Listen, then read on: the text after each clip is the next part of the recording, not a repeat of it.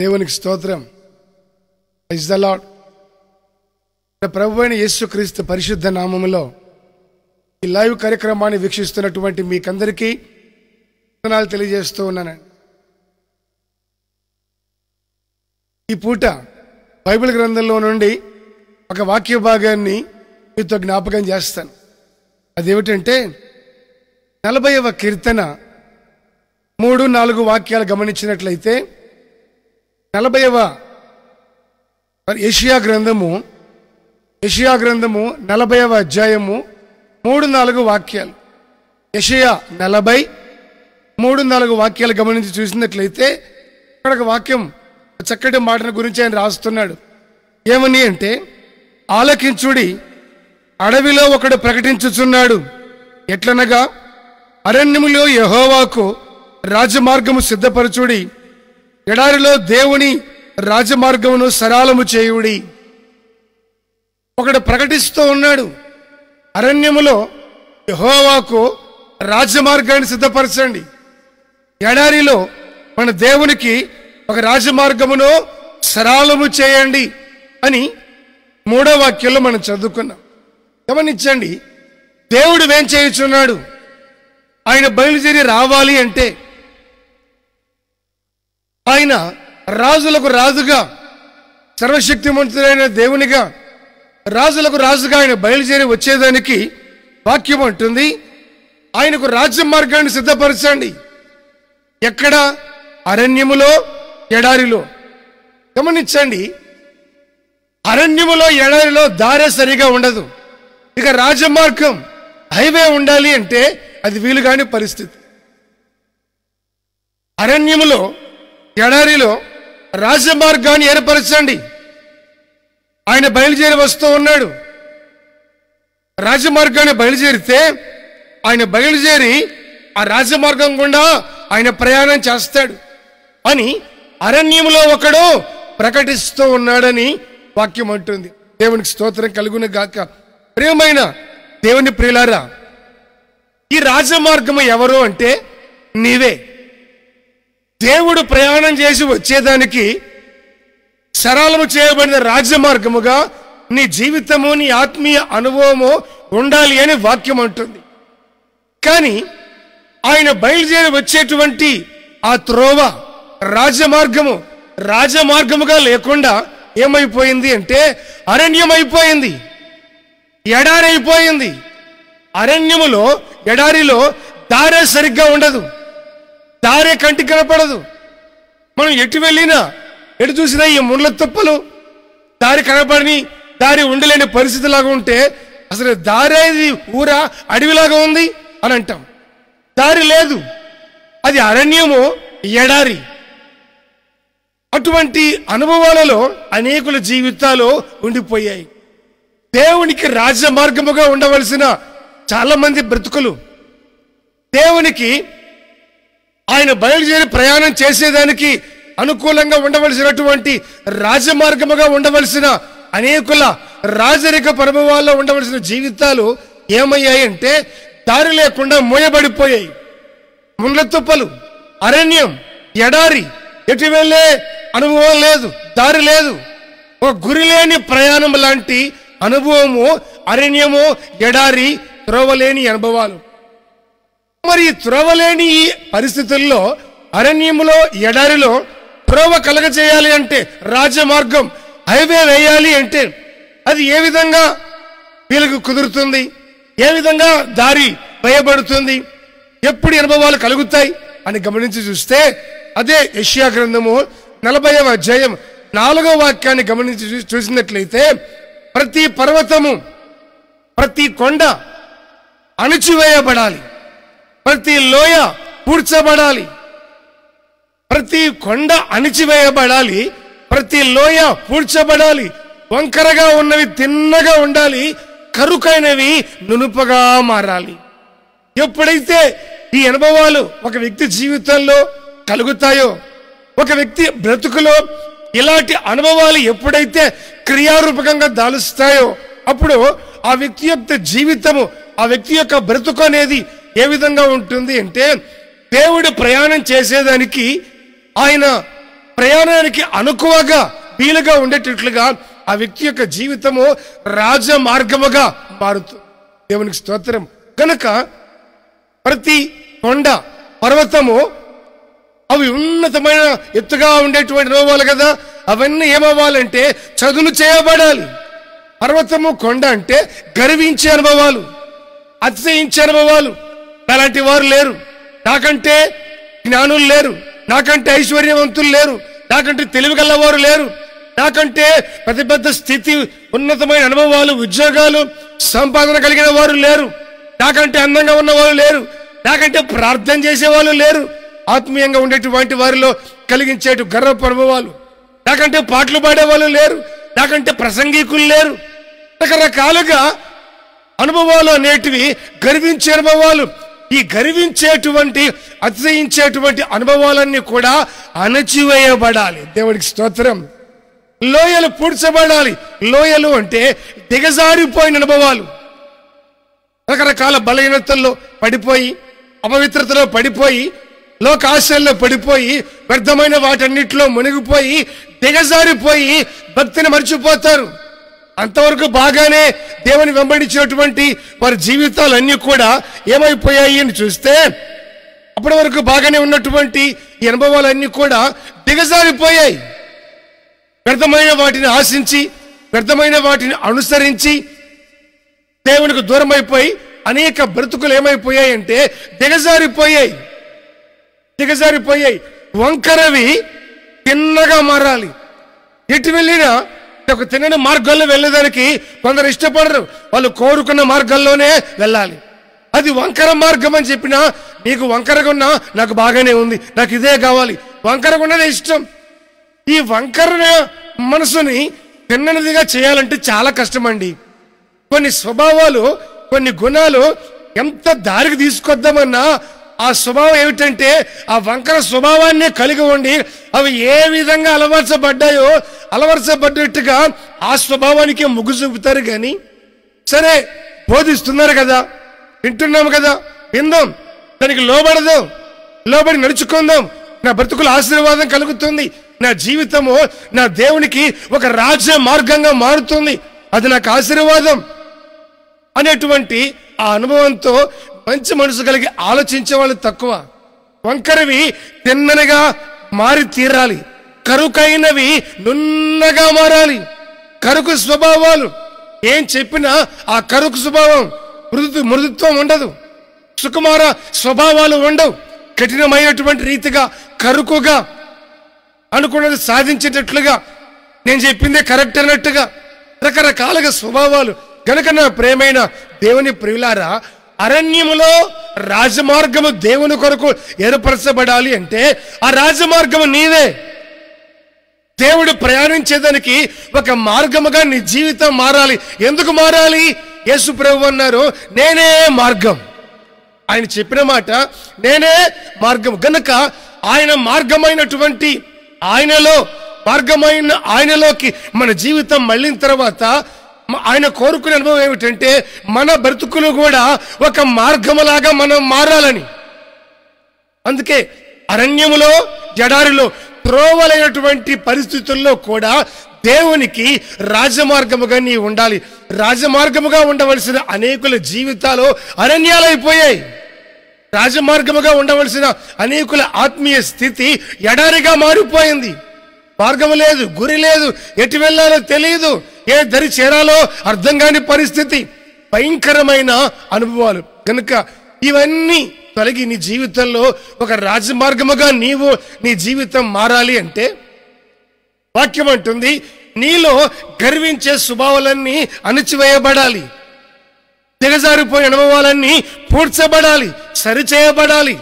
వంకరగా స్వభావాలన్నీ కూడా, వంకర మనస్తత్వాలన్నీ తిన్ననివిగాను, కరుకైనవి నున్నగాను, నునుపుగా ఎప్పుడైతే మారుతాయో అప్పుడే నీ జీవితంలో దేవునికి నీ బ్రతుకులో ఒక మార్గం అనేది ఏర్పడుతుంది.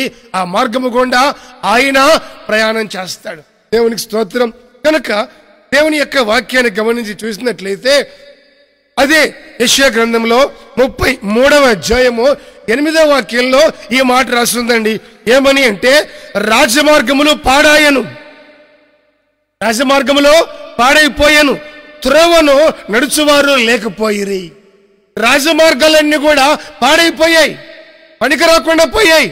ఈ రాజమార్గాలు ఎప్పుడైతే పాడైపోయాయో త్రోవను నడిచేవారు కూడా లేరు, కరువైపోయారు. ఎందుకని? దారి ఉంటేగా వెళ్ళేదానికి, మార్గం ఉంటేగా ప్రయాణం కొనసాగించేదానికి.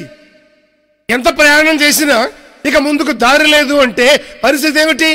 వెనకదిరి వెళ్ళిపోవటమే. అదేవిధంగా అనేకుల జీవితాలు దారి కనబడినట్టుగానే కనబడినప్పటికీ ఆ తర్వాత మార్గము లేక అనేకుల జీవితాలు వెనక్కి మళ్ళీ వారు కోరుకున్నట్టుగా మార్చుకుంటున్నారు.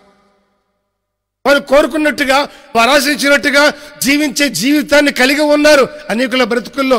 వాక్యం అంటుంది, రాజమార్గములు పాడైపోయాను, త్రోవను నడుచువారో లేకపోయిరి. ప్రేమైన దేవుని ప్రియులారా, నీవు రాజమార్గముగా ఉండవలసిన నీ బ్రతుకు పాడైపోయినంత కాలము అనేకులు దేవుని వెంబడించేందుకు ఒక మార్గముగా ఉండవలసిన నీ జీవితము గుండా, నీ ఆత్మీయ అనుభవం అనే మార్గము గుండా ఏ ఒక్కరు కూడా ప్రయాణం చేసి ప్రభువైన యేసుక్రీస్తు యొద్దకు రాలేరు. అనేకులు ప్రభు దగ్గరకు వచ్చేందుకు వీలు కలిగించే ఒక రాజమార్గముగా నీవు మారాలి. అలాంటి జీవితాన్ని నీవు కలిగి ఉండాలి. నువ్వు ఎప్పుడైతే ఈ గర్వించిన స్వభావాలను తగ్గించుకొని, దిగజారిపోయిన స్వభావాలను పూడ్చుకొని, వంకరవి తిననిగాను, కరుకువి నునుపుగాను మార్చుకునే మనసు కలిగి నీవు ఉంటావో, నీ వ్యక్తిగత ఆత్మీయ అనుభవంలో ఏమవుతుంది అని గమనిస్తే ఒక మార్గం ఏర్పడుతుంది. అటువంటి మార్గముగా ఉండవలసిన నీవు పాడైపోయావు. రకరకాల కారణాలు. ఎందుకు పాడైపోయావు? ఎందుకు ఆత్మీయ జీవితంలో వెనకబడిపోయావు? ఎందుకు దేవుడికి దూరం అయిపోయావు అంటే, నాకు సరిగా బోధించలేదండి నేరం వాళ్ళ మీద. ఎందుకని నీ ఆత్మీయ జీవితాన్ని నష్టపెట్టుకున్నావు? నన్ను సరిగా పట్టించుకోలేదండి, ఇంకొకరి మీద నేరం మోపుతారు. ఎందుకని దేవుడికి దూరంగా ఉన్నావు? బాప్తిస్మం గురించి ఇన్ని విషయాలు తెలియదండి, దేవుడి మీద నేరం మోపేస్తారు. రకరకాలుగా నాకేం తెలియదు, నేను మంచి వ్యక్తినే, కానీ తప్పంతా నా చుట్టూ ఇతరులదే, నా చుట్టూ ఉన్న వాళ్ళదే. గమనించండి, వారిని వీరిని చూస్తూ నేరం ఎవరి మీదో మోపుతూ నీ జీవితంలో ఎదురవుతున్న ఈ గర్వించే స్వభావాలని, దిగజారిపోయిన అనుభవాలని నువ్వే సరి చేసుకోవాలి. నువ్వు సరిదిద్దుకోకుండా వాళ్ళ మీద వీళ్ళ మీద నువ్వు నేరం మోపి మాట్లాడుతూ ఉన్నంత కాలము నీ జీవితం ఎడారిగానే ఉంటుంది, అరణ్యముగానే ఉంటుంది. మరి రాజమార్గముగా నువ్వెప్పుడు మారుతావు? రాజమార్గముగా దేవుడి కొరకు నీలో ఒక మార్పు ఎప్పుడు కలుగుతుంది? అదే నీవు సరిదిద్దుకోవాల్సిన రీతిగా నీ జీవితాన్ని ఎప్పుడైతే సరిదిద్దుకుంటావో అప్పుడు ఏమవుతుంది అంటే, నీలో ఒక మార్గము,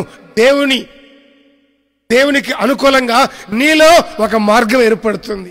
ఆయన నీ జీవితంలోకి వస్తే, ప్రభువు నీ హృదయంలోకి వస్తే, వాక్యము నీ అంతరంగంలో ఉంటే, వాక్యము నీ జీవితాన్ని సరిచేసి చక్కబెట్టి నూతన పరుస్తుంది కనుక ఒక మార్గముగా నిన్ను మారుస్తుంది. వెంబడించేదానికి మార్గము కలిగినట్లుగా నీ బ్రతుకే ఒక మార్గముగా మారుతుంది. ఎంత ధన్యత! కనుక నా ప్రేమైన దేవుని ప్రియులారా, దేవుని వెంబడించేటువంటి నీ వ్యక్తిగత ఆత్మీయ అనుభవాలలో నీవు దేవుని వాక్యాన్ని బట్టి సరి చేసుకుంటూ చక్కబెట్టుకుంటూ ముందుకు వెళ్ళగలిగితే మరింత నిశ్చయంగా నీవు దేవుని కృపను పొందుతావు. ఒక మార్గముగా నీ జీవితాన్ని మలుచుకుంటావు. దేవునికి స్తోత్రం కలుగునగాక. Praise the lord. గమనించండి, రాజమార్గములో పాడైపోయాను కనుక త్రోవలలో నడిచేవారు ఎవరో లేకపోయిరి. ఎందుకు పాడైపోయాయి? రాజమార్గముగా ఉండి అనేకులు ప్రయాణించే ఆ బాట, ఆ హైవే ఎవరు తిరగకుండా పాడైపోయింది. ఎందువల్ల అని గమనించి చూస్తే వాక్యం మరో మాట కూడా చెబుతుంది. ఏమని అంటే 15వ అధ్యాయం, సామెతల గ్రంథము 15వ అధ్యాయము 19వ వాక్యం ఏమంటుంది? వాక్యము, సోమరి మార్గము ముళ్ళ కంచె, యథార్థవంతుల త్రోవ రాజమార్గం. దేవునికి స్తోత్రం. సోమరి మార్గం ఏమైందండి? ముళ్ళ కంచె. సోమరి మార్గము ముళ్ళ కంచె, యథార్థవంతుల త్రోవ హైవే రాజమార్గం. కనుక ఒక వ్యక్తి జీవితంలో మార్గము లేని అనుభవాలు ఎందుకు వస్తున్నాయి? రాజమార్గముగా ఉండవలసిన జీవితాలు ఎందుకు మూయబడిపోతున్నాయి? అనేకులకు ఆశీర్వాదకరంగా ఉండవలసిన వారి జీవితాలు ఏ ఒక్కరు తిరిగేదానికి వీలు కాకుండా దారి లేని ఎడారి వలె త్రోవలేని అరణ్యం వలె ఎందుకు మారిపోయాయి? సోమరితనం వల్ల వచ్చే దరిద్రత, శాపము అంతా ఇంత కూడా కాదు, ఘోరమైన పరిస్థితి. సోమరి యొక్క మార్గమట ముళ్ళ కంచె. సోమరివాడి ఇంటికి బయలుదేరి వెళతా ఉంటే ఆ సోమరివాడి ఇల్లు ఎక్కడంతో కూడా కనపడదు. ఎందుకు? ఆ ఇంటి చుట్టూ ముళ్ళ కంచె, ఆ ఇంటి చుట్టూ కూడా ముళ్ళ తుప్పలే ఉంటాయి. దారి సరి చేసుకోడు, కనపడాలి కదా, శుభ్రంగా ఉండాలి కదా. వాడి ఇల్లు ఏ విధంగా ఉన్నా వాడికి శ్రద్ధ ఉండదు. వాడి జీవితమే అంతా సోమరితనం. సోమరి అన్నం తిన్న తర్వాత చేయగడుకోవాలని కష్టపడతాడు. నోటి వరకు ఎందుకుంటాడంటే గాని, అన్నం కలుపుకొని భోజనాన్ని నోటి వరకు తీసుకుంటాడంటే గాని, నోటికి అందించుకోవాలంటే, వాడి కడుపుకు తిని వాడి కడుపు నింపుకోవాలంటే వాడికే బాధట. ఎంత దరిద్రత అండి సోమరితనం అంటే. కొందరికి ఈ సోమరితనం అనేది స్వాస్థ్యంలాగా ఉంటుంది. ఇదేనా ఆస్తిపాస్తులు అన్నట్టుగా, ఇంతవరకు నేను బ్రతికిన బ్రతుకులో సంపాదించుకున్న భాగ్యం ఇదే అన్నట్టుగా సోమరితనాన్ని కలిగి ఉంటారు. కొందరికి పొద్దుపడిసేది తెలియదు, పొద్దు కృంగేది తెలియదు. తెల్లవారి ఆదివారం అయ్యి అందరూ పరిగెత్తి సిద్ధపడి పండ్లు ముగించుకొని సిద్ధపడి మందిరానికి వెళుతున్నారనే సంగతి కళ్ళతో చూస్తూ ఉన్నా ఏ పని పాటు లేకుండా గుమ్మ ముందు కూర్చొని వచ్చే వాళ్ళతో పోయే వాళ్ళతో చతుర్లాడుతూ ఉంటారు, పలకరిస్తూ ఉంటారు. ఏ ప్రార్థనకు పోలేదా? ఈరోజు నాకు బాగలేదులే, ఈరోజు నాకు ఏదో అయ్యిందిలే, మా ఇంటికి ఎవరో వస్తున్నారట, దారిలో ఉన్నారట, ఎవడో వస్తున్నారట, సైతాన్గాడు, వాడు ఎటు పోనీయుడు, మందిరానికి రానివాడు, ఇంట్లోనే కూర్చొని ఎవరిలోనే చెప్తా ఉంటాడు. దేవుడి దగ్గరకు వచ్చి మనసారా బాధనంతటిని ప్రభువుతో చెప్పుకొని కన్నీళ్లు విడిచి నీ మనసు తెరిచి ఆత్మతో సత్యముతో దేవుణ్ణి ఆరాధించే ఆ ధన్యత లేకుండా మనిషి జీవితంలో నెమ్మదిగా భక్తికి, ఆత్మీయతకు, ఆరాధనకు, మందిరానికి, సేవకునికి, సంఘానికి నెమ్మదిగా దూరం చేస్తాడు సైతాన్గాడు. చూసారండి? ఆ సంగతులన్నీ మర్చిపోయి ఇదే బాగుందిలే అని ఈ దేవుని ఆరాధించే ఆ ఆశీర్వాద అనుభవాలు లేక ఆరాధన లేని దరిద్రతకి అలవాటు పడిపోయి అక్కడే కూర్చుంటారు. చూసారా? అనేకుల మంది క్రైస్తవుల జీవితాల్లో కనబడుతున్న వదంతే ఇదంతా కూడాను. ప్రేమైన దేవుని ప్రియులారా, దేవుని వాక్యం అంటుంది సోమరి మార్గము ముళ్ళ కంచె. ఆ తర్వాత వాక్యం అంటుంది యథార్థవంతుల త్రోవ రాజమార్గం. Praise the lord. యథార్థవంతుల త్రోవ రాజమార్గం. యథార్థవంతుడు ఎప్పుడు కూడా రాజమార్గం ఉన్నట్టుగానే యథార్థంగా ఉంటాడు, బహిరంగంగా ఉంటాడు. రాజమార్గాన్ని కప్పెపెట్టేటట్టుగా, కనబడకుండా మరుగుపరిచేటట్టుగా ఎలాగ వీలు కాదో యథార్థవంతుని జీవితం కూడా దేవుని ఎదుట అలాగే ఉంటుంది. ముళ్ళ కంచెతో నిండిపోయినట్టుగా, సోమరితనంతో ఉన్నట్టుగా ఉండదు. సోమరితనం అనేది మనిషి జీవితానికి ఎక్కడ లేని దరిద్రతను తీసుకొస్తా ఉంటుంది, ఎక్కడ లేని పరిస్థితిని వెంటబెట్టుకొని వస్తూ ఉంటుంది. సోమరితనం అంటే అంత భయంకరమైనటువంటి సోమరితనం. ఈ సోమరితనాలు స్వభావాలు ఎలాగుంటాయంటే మీకు సంగతి చెప్పనా?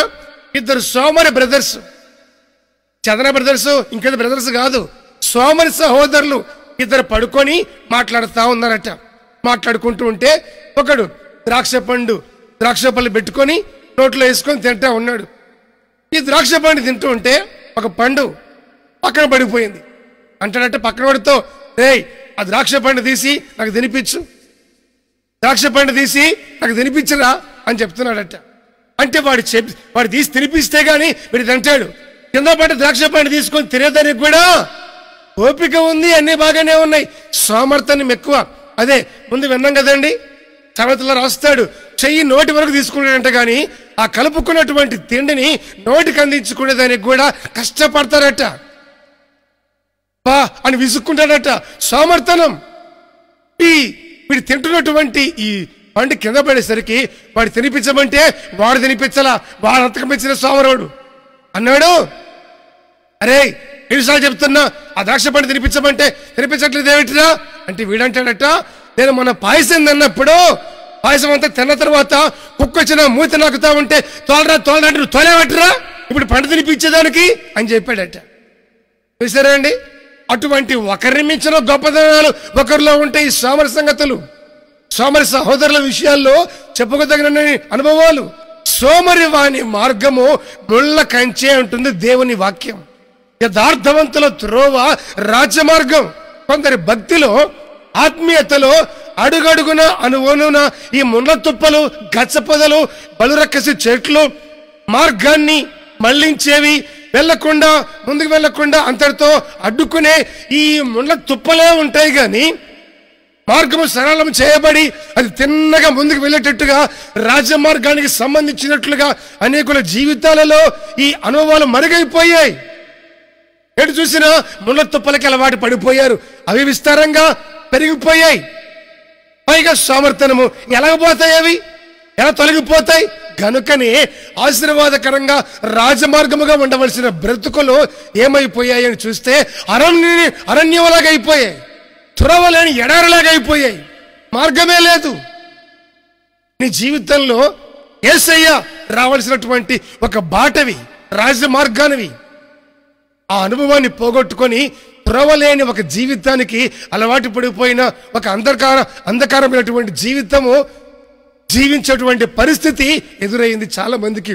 ప్రియమైన దేవుని ప్రియులారా, ఈ మాటలు వింటున్నటువంటి నీ జీవితంలో కూడా నీ వ్యర్థమైనటువంటి వాటన్నిటిని అనుసరించే మనసు కలిగి ఉండక, దేవునికి లోబడే మనసు కలిగి నీ జీవితాన్ని సరిదిద్దుకునే ఆ అనుభవం కలిగి, గర్వించే అనుభవాలన్నీ అణచివేసుకొని, దిగజారిపోయిన అనుభవాలన్నీ కృపతో సరిదిద్దుకొని, వంకరవి తిన్ననిగాను, కరుకువి నునుపుగాను ఎప్పుడైతే నువ్వు మార్చుకుంటావో నీ జీవితమే ఒక రాజ మార్గముగా దేవుని కొరకు నువ్వు మార్చబడతావు. అందుకే బాప్తిస్మం ఇచ్చే యోహాను ఆయన ఈ లోకానికి వచ్చినప్పుడు నువ్వు ఎవరివయ్యా అని అందరూ వచ్చి అడిగితే ఆయన అన్నాడు, ప్రభువు త్రోవను సరళము చేసేవాడిని మాత్రమే, నేను ప్రభువును కాదు. నేను ఎవరిని? ఆయన త్రోవలో సరళము చేసేవాడిని.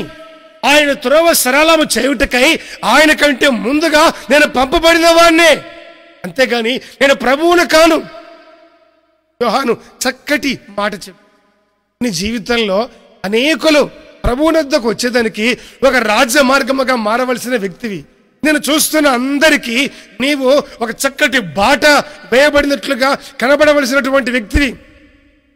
ఈ వ్యక్తితో వెళితే చాలు, ఆయనతో సహవాసం చేస్తే చాలు, ఈమెతో ఉంటే చాలు, మన జీవితాలు బాగుపడతాయి, ప్రభువుతో మనం ఉంటాం, ఆశీర్వదించబడతాం అని అనేకులు నిన్ను చూసి నమ్మి నీ వెంటబడి దేవుడి దగ్గరకు రావాల్సిన ఒక రాజ మార్గం లాంటి నీ జీవితము, నీ బ్రతుకు నీకే ప్రయోజనకరం కాకుండా మూయబడిపోయింది.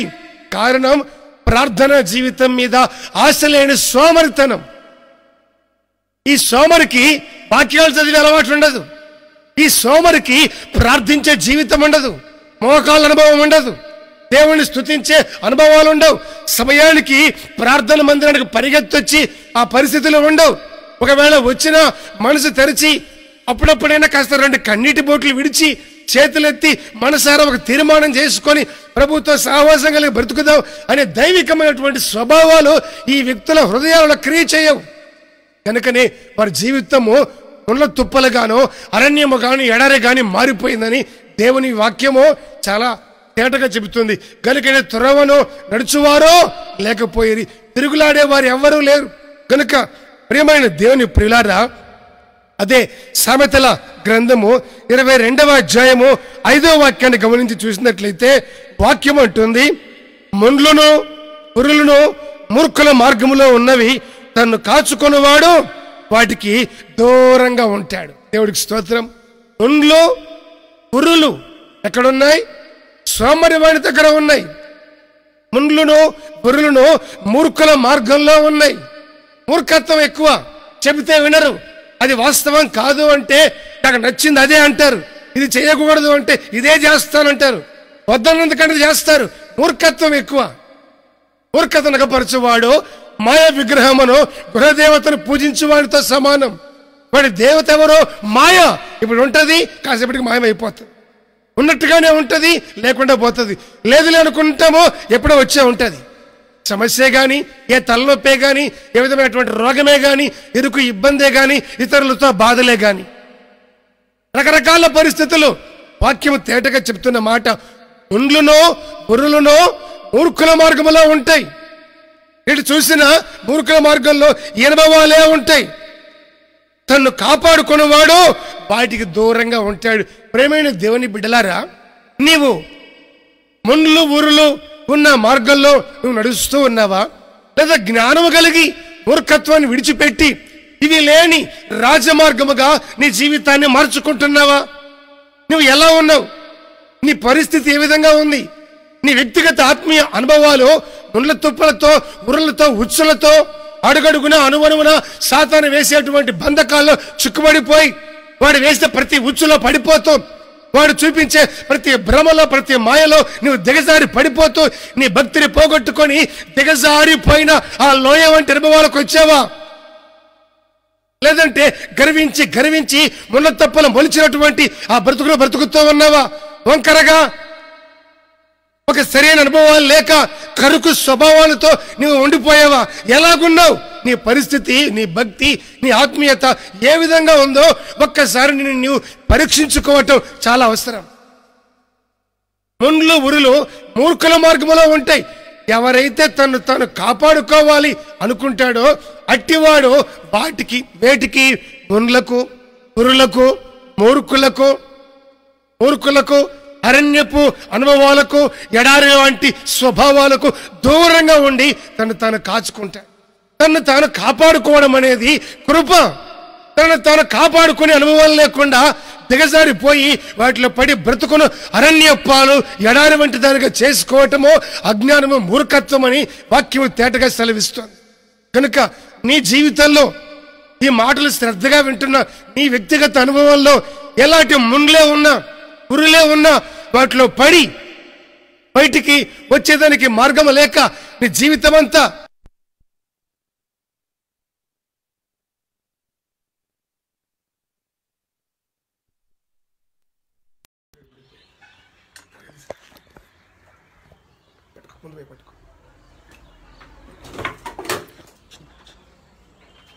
జీవితకాలం అంతా కూడా దేవుని వెంబడించేటువంటి మనసు కలిగి దేవునితో ఉండేదానికి నేను సరిదిద్దుకున్నట్లయితే నిశ్చయంగా ప్రభు నిన్ను జ్ఞాపకం చేసుకుంటాడు. గనుక ముండ్లు, ఎడారి లాంటి, అరణ్యము లాంటి ఈ పరిస్థితులన్నింటిలో కూడా నీ జీవితాన్ని కాపాడుకునేటట్లుగా నిన్ను నీవు నూతనపరుచుకునే అనుభవం అనేది చాలా ప్రాముఖ్యమైనటువంటి విషయం. దేవుని పరిశుద్ధ నామానికి మహిమ కలుగును గాక. మరొక విషయాన్ని మనం జ్ఞాపకం చేస్తే, ప్రియమైన దేవుని ప్రియులారా, దేవుని యొక్క వాక్యం అంటుంది, దేవుని యొక్క వాక్యం చెబుతున్నటువంటి మాట ఏమిటంటే, మరొక విషయాన్ని నీకు జ్ఞాపకం చేస్తాను. ఏమిటంటే సామెతల గ్రంథము 16వ అధ్యాయము 17వ వాక్యం. సామెతల గ్రంథము 16-17లో రాసినటువంటి మాట, ఒక చక్కటి మాట ఏమిటంటే, వాక్యం అంటుంది, చెడుతనము విడిచి నడుచుటయే యథార్థవంతులతో రాజమార్గము. తన ప్రవర్తన కనిపెట్టువాడు తన ప్రాణమును కాపాడుకుంటాడు. చెడుతనము విడిచిపెట్టి నడుచుటయే యథార్థవంతులకు రాజమార్గము. తన ప్రవర్తన కాచుకునేవాడు ఏం చేస్తాడు? తను తాను కాపాడుకుంటాడు. కనుక రాజమార్గముగా నీ ఉండాలంటే చెడుతనాన్ని విడిచిపెట్టాలి. రాజమార్గముగా నీ బ్రతుకులు ఆశీర్వాదకరంగా ముందు కొనసాగాలంటే ఏ వ్యర్థమైనవి, అదే ముందు చదువుకున్నామే, పర్వతాలు చదును చేయబడాలి, లోయలు పూడ్చబడాలి, వంకరవి తిన్నగాను కరుకు నునుగుపగాను అనుకున్నామే, అట్టివి కానీ మరి ఎట్టివైనా కానీ ఈ చెడుతనం అనేది విడిచిపెట్టాలని వాక్యము చాలా తేటగా చెబుతుంది. చెడుతనమును విడిచిపెట్టుటయే యథార్థవంతులకు రాజమార్గము. తన ప్రవర్తన కనిపెట్టుకున్నవాడు తన ప్రాణమును కాపాడుకుంటాడు.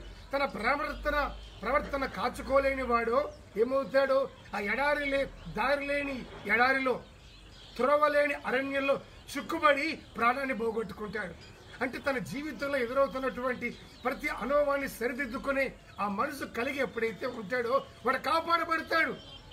లేకపోతే తన జీవితంలో ఉన్న వాటన్నిటినీ నష్టపెట్టుకొని లేనిపోని వ్యర్థమైన అనుభవాలు సంపాదించుకొని జీవితాన్ని అరణ్యపాలుగా, ఎడారిగా చేసుకొని లేనిపోని నష్టాన్ని తీసుకొచ్చుకొని జీవితాంతం కూడా ఈ ముళ్ళ తొప్పల మధ్యలో బతికినట్టుగా, త్రోవలను ఎడారిలో తిరిగినట్లుగా కొనసాగుతాడు.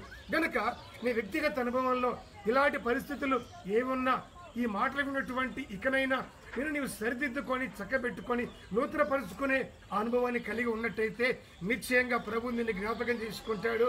ఆయన నీ మనసును వాక్యముతో కడిగినప్పుడు, నూతన పరిచినప్పుడు, శుద్ధి చేయబడినప్పుడు నీకు కావాలి గర్వించేటువంటి ఆ ఎత్తైన పర్వతాలు అణిచివేయబడే స్వభావం నీకు అవసరమైంది. ఏమిటంటే ప్రతి లోయ పూడ్చబడే స్వభావం, వంకరని తిన్నగా కరుకు నునుపుగా ఈ అనుభవాలు నీలో కలిగినంత కాలం ప్రభు నిన్ను ఆశీర్వదిస్తాడు, నిన్ను దీవెనకరంగా మారుస్తాడు.